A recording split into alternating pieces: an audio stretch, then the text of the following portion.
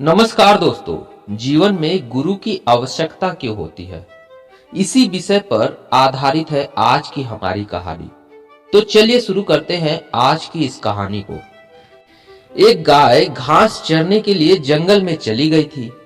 शाम ढलने ही वाली थी कि उसने देखा कि एक बाघ उसकी तरफ दबे पांव बढ़ा आ रहा था।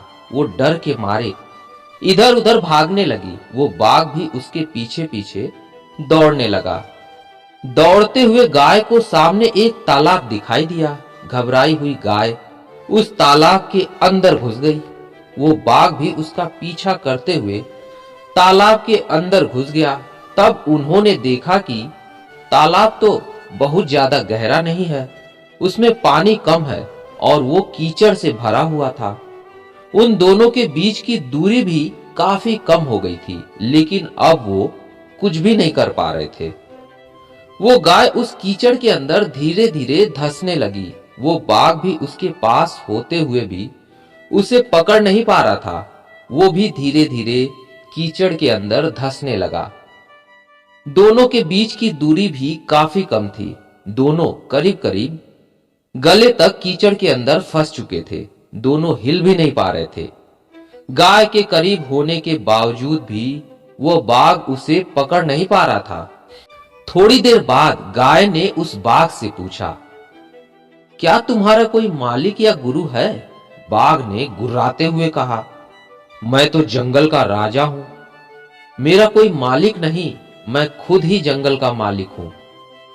गाय ने कहा, लेकिन तुम्हारी उस शक्ति का यहाँ पर क्या उपयोग है? उस बाघ ने कहा, तुम भी तो फंस गई हो और मरने के करीब हो। तुम्हारी भी हालत तो मेरी ही जैसी है। गाय ने मुस्कुराते हुए कहा, बिल्कुल नहीं। मेरा मालिक जब शाम को घर आएगा और मुझे वहां पर नहीं पाएगा तो वो मुझे ढूंढता हुआ यहाँ पर जरूर आएगा और मुझे इस कीचड़ से निकाल कर अपने घर ले जाएगा। तुम्हें कौन ले जाएगा? थोड़ी ही देर में सच में एक आदमी वहां पर आया और गाय को कीचड़ से निकालकर अपने घर ले गया। जाते समय गाय और उसका मालिक दोनों एक दूसरे की तरफ कृतज्ञता पूर्वक देख रहे थे। वे चाहते हुए भी उस बाघ को कीचड़ से नहीं निकाल सकते थे, क्योंकि वो उनकी जान के लिए खतरा था। गाय समर्पित हृदय का प्रतीक है, बाघ अहंकारी मन है और मालिक सद्गुरु का प्रतीक है और कीचड़ ये संसार है। और यह संघर्ष और अस्तित्व की लड़ाई है। किसी पर निर्भर नहीं होना बहुत अच्छी बात है, लेकिन उसकी अति नहीं होनी चाहिए। आपको किसी मित्र, किसी गुरु, किसी सहयोगी की हमेशा जरूरत होती ही है।